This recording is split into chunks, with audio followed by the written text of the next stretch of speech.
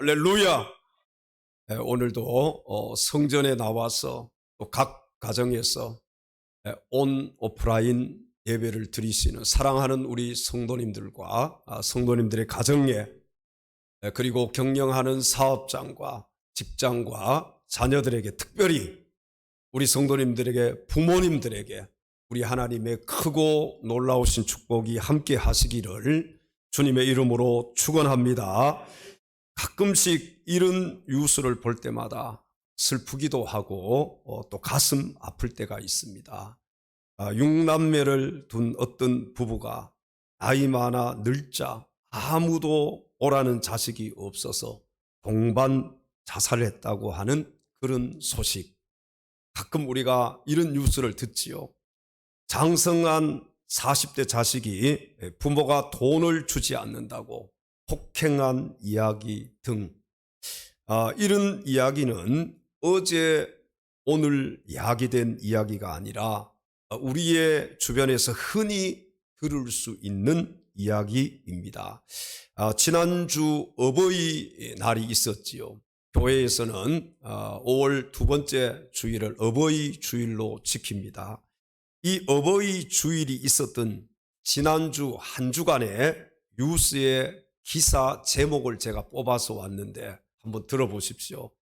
80대 노모 폭행한 50대 구속, 노모는 폭행 부인, 부모 욕하고 때린 망나니 아들 눈물로 선처 호소한 모정, 부친 5년간 상습 폭행 살인까지 저지른 20대 징역 8년 선고, 멍든 카네이션, 자녀에 매맞는 부모들, 80대 부 살해한 50대 딸 존속 폭행치사, 존속 살인 송치, 치매 앓는 부친 폭행으로 숨지게 한 40대 남 구속 송치. 제가 지난주 한 주간에 이제 뉴스에 기사 제목을 뽑아서 읽어드렸습니다. 여러분, 어버이 주일이 있었던 한 주간에 있었던 뉴스예요. 한마디로 말하면 오늘날은 노인 순환 시대인 것 같습니다. 질서를 따라서 자녀들이 노인을 공경하고 또 젊은 사람들이 어른들을 받드는 시대가 아니라 오히려 시어머니가 며느리 눈치를 보아야 하고 또 아버지가 자식들의 눈치를 보아야 하는, 부모가 자녀들의 눈치를 보지 않으면 편안하지 않는 그런 시대가 오늘날 이 시대가 아닌가 생각을 합니다. 성경을 보면은 부모에 대해서 공경하고 잘 섬기라고 말씀하셨는데 이것이 하나님의 명령이며 이것이 마땅한 일이며 이것이 옳은 일이라고 말씀하셨는데 오늘날 이 시대의 자녀들은 왜 부모에게 효도를 하지 못하는 것일까요? 성경적으로 살펴보면은 불효는 사단이 가정 파괴의 도구로 사용하기 때문이며 이 불효하는 것이 발세의 특징이기 때문에 그렇습니다. 디모데후서 3장 1절 2절 말씀을 보십시오. 너는 이것을 알라. 말세에 고통하는 때가 이르러 사람들이 자기를 사랑하며 돈을 사랑하며 자랑하며 교만하며 비방하며 뭐요? 부모를 거역하며. 여러분, 오늘날 자녀가 부모에게 효도하지 못하는 이유가 또 있습니다. 그것은 핵가족 제도와 또 개인주의, 그리고 사람들이 자기밖에 모르는 이기주의와 타락하고 부패한 현실 때문에 그렇습니다. 오늘 2020년 어버이 주일을 맞이해서 내 부모를 공경하라는 제목으로, 아마 제가 어버이 주일만 되면은 내 부모를 공경하라, 또 오늘 본문을 가지고 수없이 말씀을 전했을 거예요. 오늘 2020년입니다.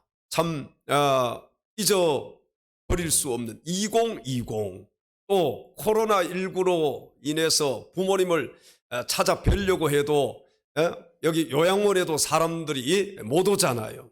뉴스에 보니까 이 창밖에서만 부모님을 뵙고 그렇게 하더라고요. 또 어떤 곳에서는 아주 아이디어가 좋아요.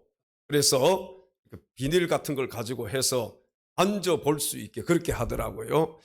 우리 요양원에는 어떻게 했는지 모르겠어요. 여러분, 2020년 어버이 주일을 맞이해서 또 변함없이 내 부모를 공경하라는 이 제목으로 하나님 말씀을 증거할 때 말씀을 전하는 자나 말씀을 듣는 자가 한 성령 안에서 같은 은혜 받을 수 있는 귀한 시간 될 수 있기를 주님의 이름으로 축원합니다. 성경은 우리에게 내 부모를 공경하라고 말씀하셨는데 왜 우리가 부모님을 공경해야 할까요? 첫 번째, 부모 공경은 하나님의 명령이기 때문에 그렇습니다. 오늘 본문 1절 2절로 가서 성경을 보십시오. 자녀들아, 주 안에서 너희의 부모에게 순종하라. 이것이 옳으니라. 내 아버지와 어머니를 공경하라. 이것은 약속이 있는 첫 계명이니. 자, 여기 너희 부모에게 순종하라. 내 아버지와 어머니를 공경하라. 자, 여기 하라는 이 단어는요, 명령형입니다. 그렇죠? 우리는 어떻게 부모님을 공경해야 하느냐? 왜 그리고 부모님을 공경해야 할까? 여러분, 성경의 원리를 보면은 무엇보다도 부모님 공경은 하나님의 명령이기 때문에 해야 합니다. 군대에서 상관이 명령해도 그 명령을 들어야 돼요. 지켜야 되는 거예요. 만약에 전시에 이 상관의 명령을 어기면은 총을 쏴서 죽여도 할 말이 없는 것입니다. 부모를 공경하는 것은 하나님의 명령이라는 거예요. 사람의 명령이 아니에요.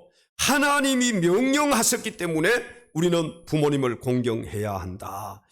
하나님께서는 우리에게 부모를 공경하라고 명령하셨습니다. 오늘 본문 2절 하반절 말씀 다시 한번 가서 성경을 보십시오.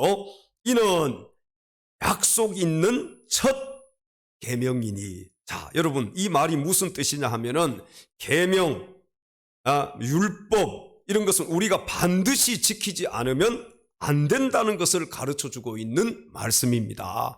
첫 계명, 율법은 반드시 지켜야 되는 거예요. 지키지 않으면 안 돼.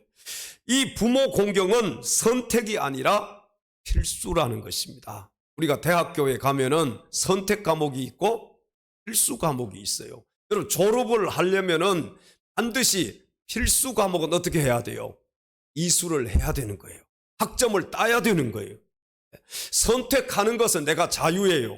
이 과목을 들을 수도 있고 아니면 다른 과목을 들을 수도 있고 그래요. 그러나 필수 과목은 반드시 내가 이수를 해야 된다. 부모를 공경하는 것은 바로 선택이 아니라 필수라는 것입니다. 여러분, 하나님께서는요, 우리에게 선택하라고 말씀하시지 않으셨어요. 부모를 공경하는 것은 네가 반드시 해야 될 일이다. 반드시 부모님을 공경해야 한다. 하나님의 명령이라는 거예요. 하나님의 명령에는 언제나 축복과 저주가 있습니다. 성경에 보면은 명령에 순종하면 복을 받게 될 것이고 불순종하면 화를 당하게 될 것이다. 이게 성경의 원리예요. 사랑하는 성도 여러분, 부모를 공경하라는 이 하나님의 명령에 절대 순종할 수 있는 저와 여러분들이 다 되시기를 주님의 이름으로 축원합니다. 두 번째, 부모 공경은 위계 질서가 있기 때문에 그렇습니다. 자, 하나님 우리에게 부모를 잘 공경하게 한 이유는요, 바로 하나님의 명령이고 하나님이 부모에게 권위를 주셨기 때문에 그렇습니다. 그것을 뭐라고 얘기를 하느냐? 대리권위, 위임권위라고 말해요. 자, 여러분, 부모님은 하나님의 대리자입니다. 동의하시면 아멘 하십시다. 부모님은 하나님의 대리자이다.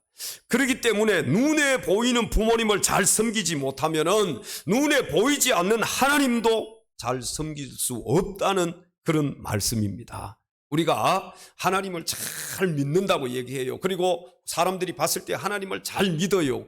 그런데 그가 가정에 가서 부모님을 공경하지 않아요. 그러면 그건 하나님을 잘 믿는 것이 아니에요. 하나님을 잘 섬기는 것이 아닙니다. 하나님께서는 부모에게 권위를 주셨다는 거예요. 부모가 잘나고 똑똑해서가 아니라 인격적으로 훌륭하고 돈이 많고 이 땅에서 성공해서 우리가 부모님을 섬기는 것이 아닙니다. 부모님이 때로는 무식하고 가난하고 몸에 병이 들어서 약하기도 하고 우리보다 생각이 부족하기도 하지만 하나님께서 권위를 주셨기 때문에 우리는 부모님을 잘 섬기고 받들어야 한다는 거예요.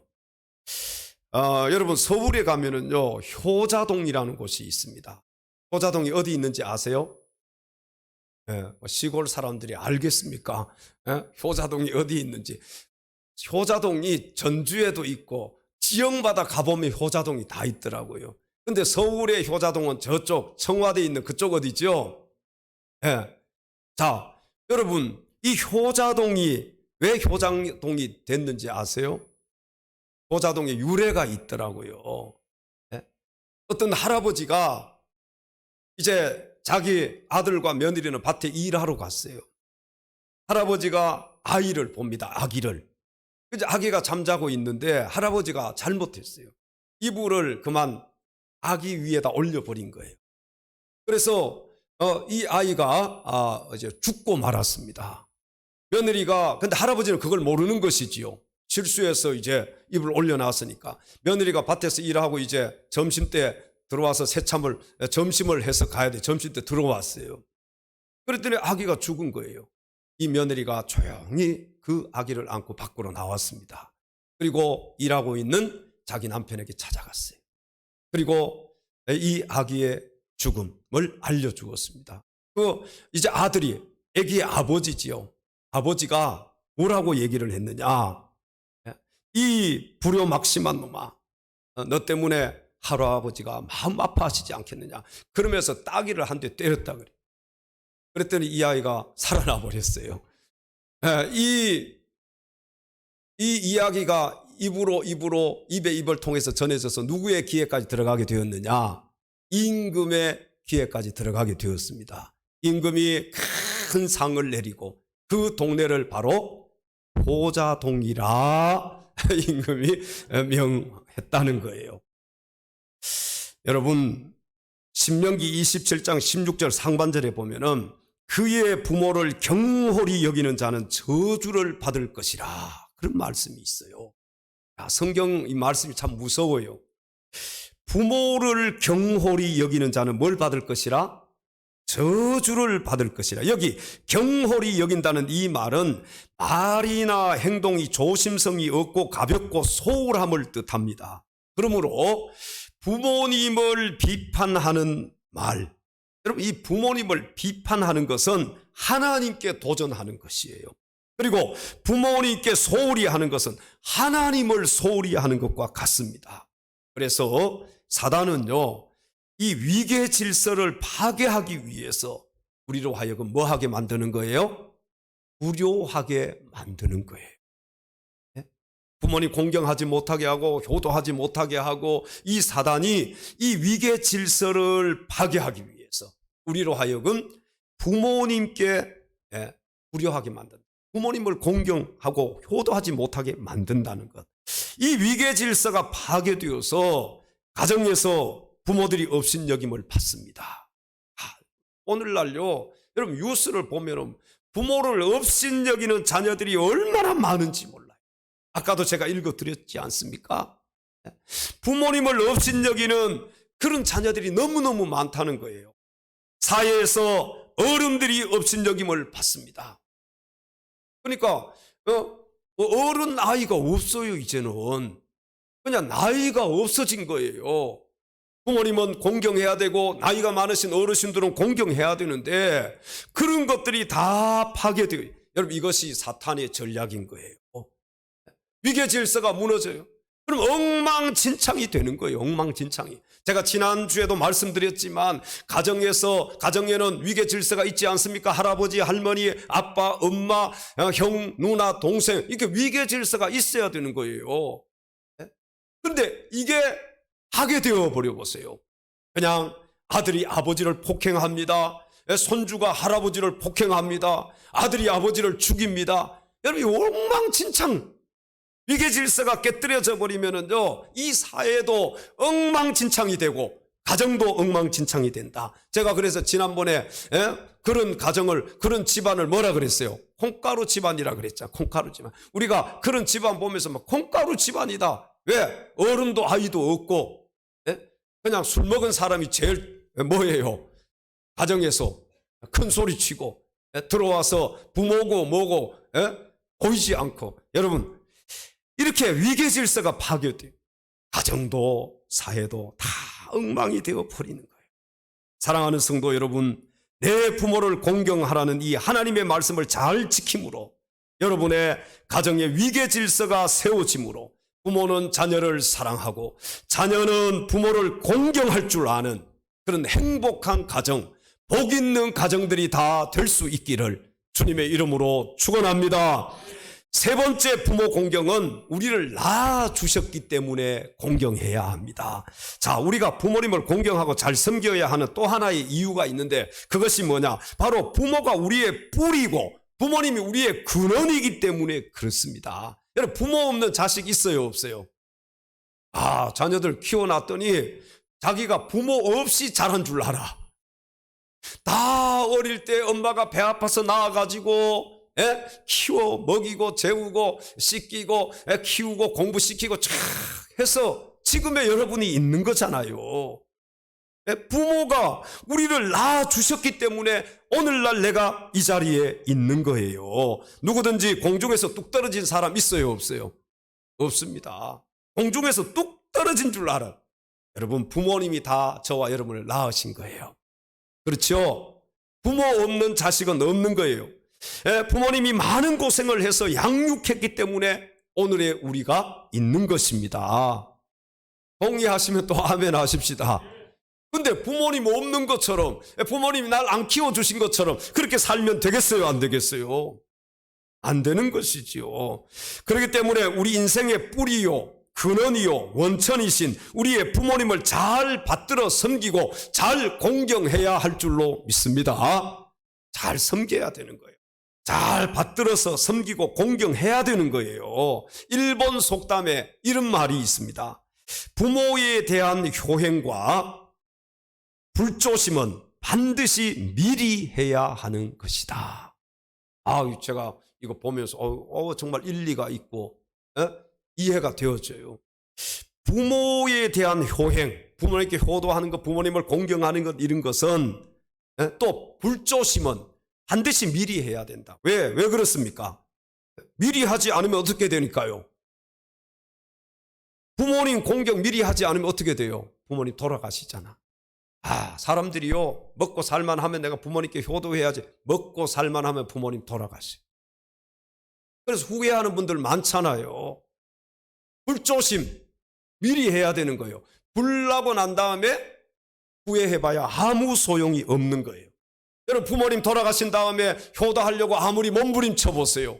효도할 수 있습니까? 없잖아요. 그렇기 때문에 살아생전에 부모님께 효도해야 하는 거예요. 그리고 불조심도 불나기 전에 조심해야지요. 불나고 난 다음에 아무리 조심하면 못하겠어요. 이미 불이 나서 다 타버렸는데. 낳아주신 부모님 살아계실 때 효도하는 우리 모두가 될 수 있기를 주님의 이름으로 축원합니다. 물론 여기에는 이미 돌아가신 부모님이 돌아가신 분들도 계실 것이고 또 살아계신 분들이 계실 거예요. 여러분 우리 나중에 돌아가신 다음에 후회하지 말고 살아계실 때 조금이라도 더 우리가 부모님께 효도하는 자가 되어야 할 줄로 믿습니다. 네 번째 부모 공경은 약속 있는 첫 계명이기 때문에 그렇습니다. 우리가 부모님을 잘 섬기고 공경해야 될 이유는 부모 공경은 약속 있는 몇 번째 계명이다? 첫 번째 계명이에요. 두 번째도 아니고 첫 번째라는 거예요. 순종이라는 말의 원어의 뜻이 뭐냐 하면은요, 귀를 기울이고 잘 듣다, 그런 뜻이 있어요. 순종이 뭐라고요? 귀를 기울이고 잘 듣다. 하나님께서 주신 10계명을 보면은 1계명부터 4계명까지는 인간이 하나님에 대해서 어떻게 할 것인가에 대한 계명, 이걸 무슨 계명이라고 하느냐?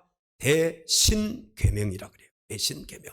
인간이 하나님께 대해서 어떻게 할 것인지, 거기에 대해서 1계명부터 4계명에 기록을 하고 있어요. 그 다음에 5계명부터 10계명까지는 이건 뭐예요? 대인계명이라 그래요. 우리 인간이, 사람이 사람에게 대해서 어떻게 할 것인가, 거기에 대해서 기록을 하는데, 그 가운데 첫 번째가 뭐예요? 내 부모를 공경하라. 이렇게 부모 공경하는 것이 중요하다는 것입니다. 여러분, 10계명 중에서 사람들과의 관계에서 우리가 제일 먼저 지켜야 할 계명이 바로 뭐라고요? 내 부모를 공경하라. 하나님께서도 부모를 공경하는 일이 얼마나 중요하다는 것을 우리에게 가르쳐 주고 있는 것입니다. 이토록 부모 공경이 정말 중요한 것임을 성경이 우리에게 가르쳐 주고 있잖아요. 다시 말씀드리면 부모를 잘 섬기는 것이 사람 사는 도리의 첫 번째가 된다는 거예요. 공부도 잘하고 외국 유학도 갔다 오고 사업을 해가지고 돈도 많이 벌고 좋은 배우자도 얻어가지고 정말 저 사람 성공했다. 그래도 부모에게 효도하지 못하면, 부모를 공경하지 못하면 그는 성공한 사람이 아닌 거예요. 아무리 못 배워도, 아무리 지식이 없고 내가 뛰어난 사람이 아닐지라한, 내가 아무리 가난해도 그래도 부모님을 공경하는 자, 하나님이 기뻐하실 줄로 믿습니다. 왜? 하나님의 명령을 지키는 자를 하나님이 기뻐하시지요. 아무리 세상에서 잘나고 똑똑하고 뛰어나도 하나님의 명령을 지키지 않는 자를 어떻게 하나님이 사랑하시겠어요? 하나님의 명령을 지키는 자, 내 부모를 공경하라, 명령형으로 되어 있잖아요.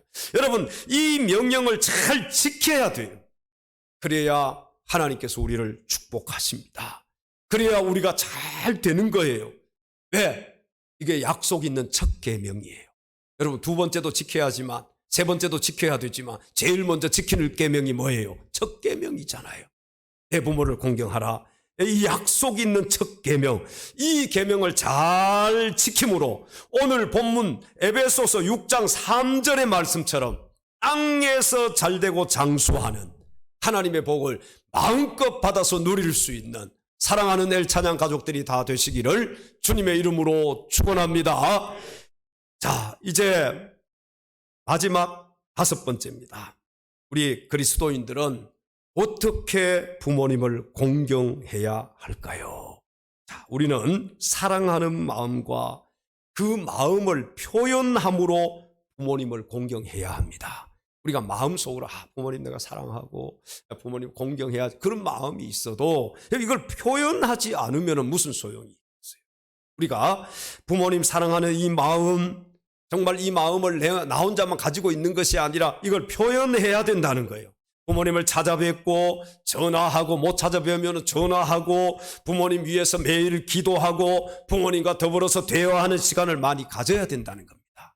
오늘날요, 자녀들이 있는 부모님들도 혼자서 살다가 고독사 하는 분들이 많다고 그래요.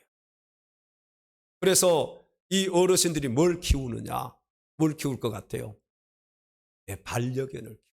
그러니까 자식이요, 죄송해요, 대만도 못한 자식들. 오히려 그 반려견이 부모님 마음을 편안하게 해드리고, 우리는 여러분 그런 자녀가 되어서는 안 될 줄로 믿습니다. 부모님이 살아 계시는데 전화 한 통 하지 않아요. 부모님이 없는 것처럼 그렇게 산다면은 어떻게 우리가 그 부모님의 자녀라고 할 수 있겠어요? 찾아뵈야 돼요. 전화도 해야 됩니다. 그리고 부모님 위해서 매일 우리 믿음의 사람들이잖아요. 부모님의 영혼을 위해서 기도해야 돼요. 부모님이 예수님 안 믿는다면은 그 영혼 구원해 달라고 하나님께 기도해야 되는 거예요. 부모님과 더불어서 우리가 대화하는 시간을 많이 가져야 된다. 여러분, 부모님들은요, 자식들에게 용돈 달라는 말을 잘 못합니다. 우리 부모님들도 그렇습니까? 야, 너 용돈 좀 줘라.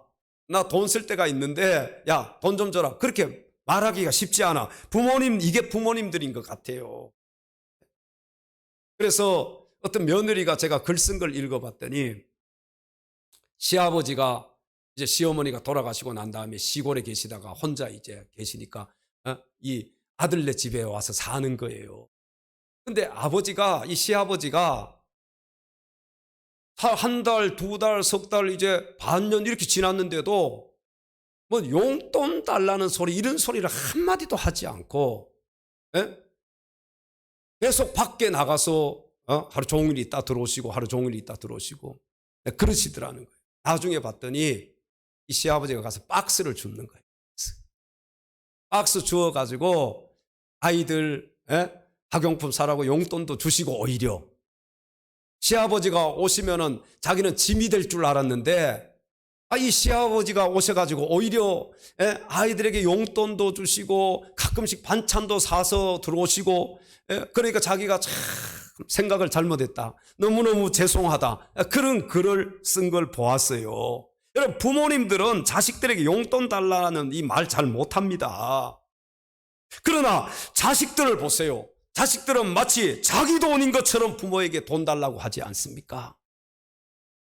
아버지, 저 쪽에 있는 땅 한마지기 팔아서 좀 사업하는데 좀 보태주세요. 안 보태주면 어떻게 돼요?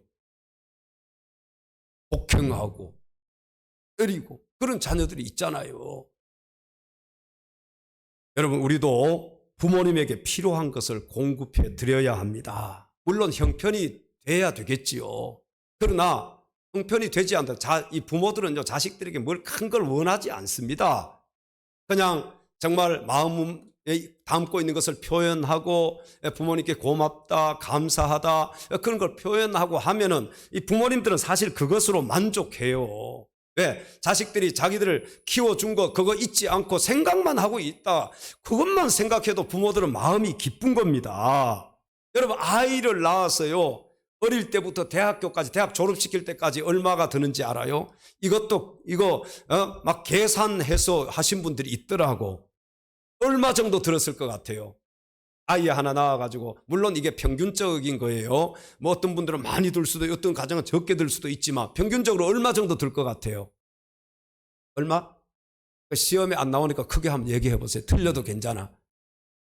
2억, 3억, 10억. 야, 이거 계산한 거 보니까요, 7억. 아이 하나 키워서 대학까지 졸업해가지고 내보내는데 7억 든다는 거예요. 독립해서 내보낼 때까지. 오늘 또 집에 가가지고 또 7억 들었으니까 야, 절반만 내놔라, 그러지 마세요. 여러분, 우리 그리스도인들은 특별히 감사하는 그런 마음과 겸손한 마음으로 부모님을 공경해야 합니다. 부모님 공경해야 돼요. 왜?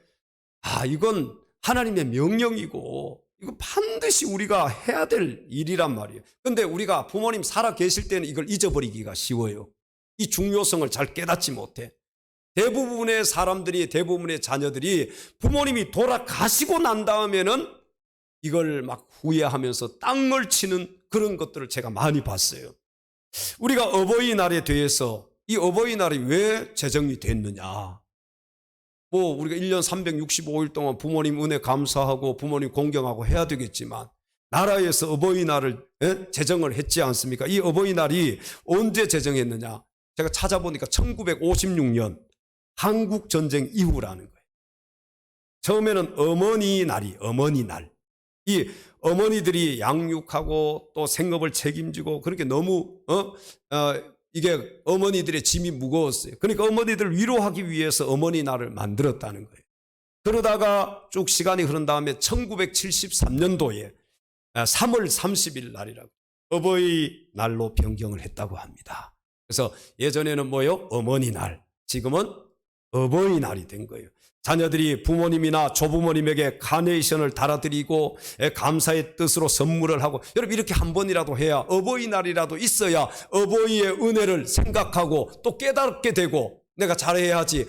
우리 어머니 아버지 그동안에 뭐 살아 계시는지 안 계시는지도 모르고 바쁘게 살다가 끼니를 드시는지 안 드시는지 바쁘게 살다가 이날만큼이라도 부모님 생각하면서 조그만 선물이라도 해드리고 맛있는 음식이라도 사드리고, 그래서 나라에서 어버이날을 제정을 한 것입니다. 여러분, 평소에 우리가 부모님께 효도하는 방법 여러 가지가 있겠지만, 먼저 첫 번째는 부모님의 건강이 제일 중요하지요. 부모님 건강을 위해서 기도하고, 또 물론 믿지 않는 부모님들이라면 영혼을 위해서도 기도해야 되겠지요. 우리 부모님들이 건강해야 되지 않겠습니까? 참 건강하게 사시다가 예수님 믿고 천국 가면은 그것보다 더 기쁜 것은 없겠지요. 만약에 그렇지 않고 우리가 장례식 날 장례식장에 우리가 서 있다고 생각해 봐요. 예수도 믿지 않고 그렇게 갔다고 생각해 봐요. 그것보다 더 가슴 아픈 일은 없잖아요. 두 번째는 부모님을 즐겁게 해드려야 돼. 몸과 마음이 편하게 해드려야 된다. 부모님 마음 아프지 않게. 아까 효자동에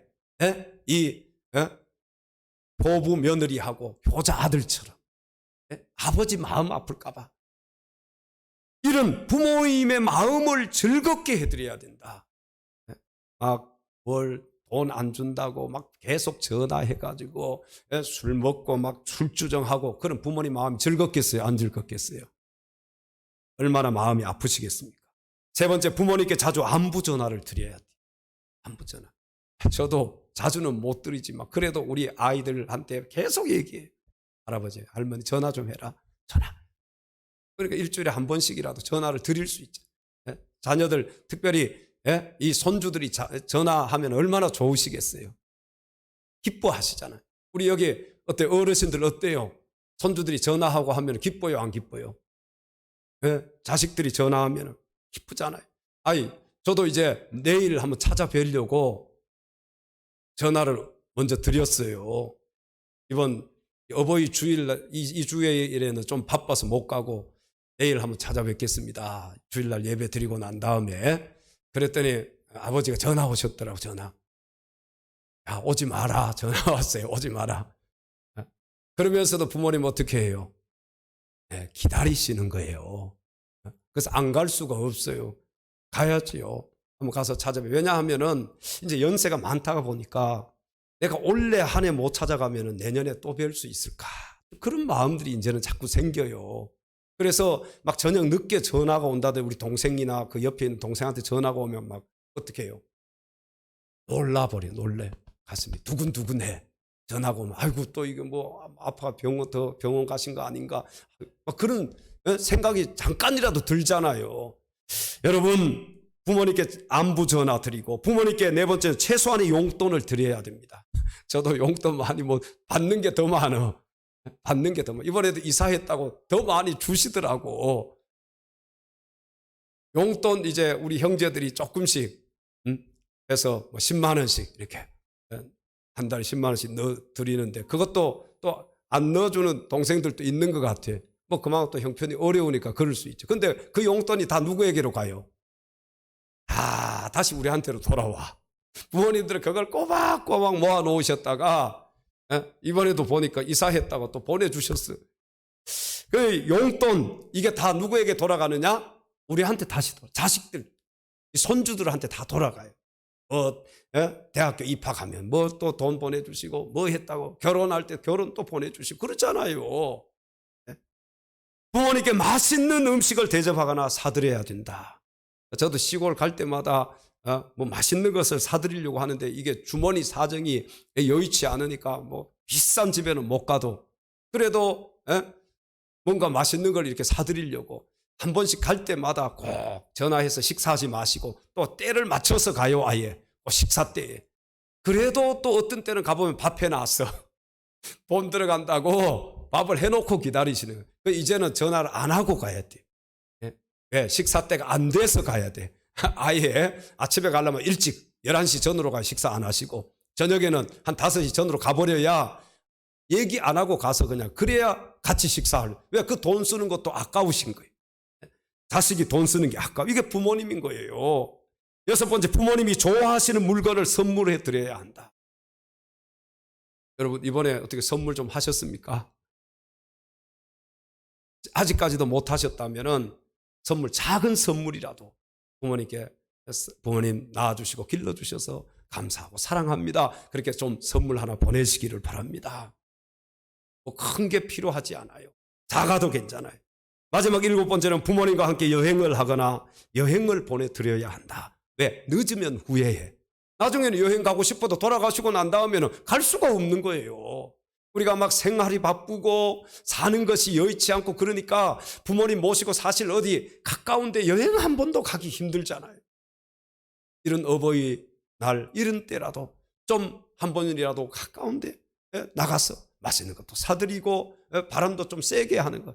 지금은 제가 이렇게 보니까요, 우리 어머니도 편찮으시고 우리도 그렇잖아요. 어디 멀리 뭐 가고 싶어도 못 가. 그래서 야, 제가 젊을 때 저 혼자만 그냥 해외, 물론 뭐 여행만 다닌 게 아니라 저는 집회하러 다니고 했지만, 선교하러 다녔지만, 아, 내가 부모님 한번 모시고 갈 걸, 그런 후회가 지금 들어요. 지금은 가고 싶어도 못 가시니까. 여러분, 나중에 후회하지 말고 있을 때, 부모님 살아계실 때 잘 합시다. 우리 옆 사람에게 있을 때 잘 합시다. 살아계실 때 잘 합시다. 사랑하는 성도 여러분, 우리 그리스도인들은 특별히 감사하는 마음과 겸손한 마음으로 부모님을 공경해야 합니다. 여러분 모두 부모님의 은혜를 잊어버리는 교만한 자 되지 말고 부모님 은혜 감사 또 감사하는 겸손한 자 될 수 있기를 주의 이름으로 축원합니다. 우리 마지막으로 어버이 은혜 노래를 부르시고 말씀을 맺도록 하겠습니다. 실제 잊으시고 부모님을 생각하면서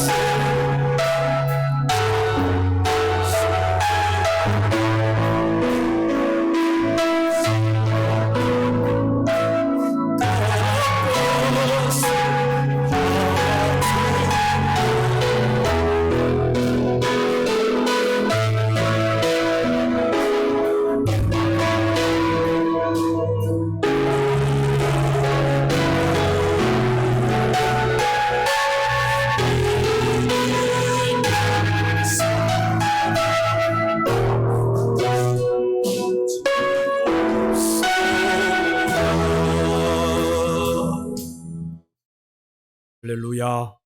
사랑하는 엘찬양 가족 여러분, 낳아주시고 길러주신 부모님 은혜 절대 감사하며 잘 부모님을 공경하심으로 여러분 모두 땅에서 잘 되고 장수하는 복을 마음껏 받아서 누릴 수 있기를 주님의 이름으로 축원합니다.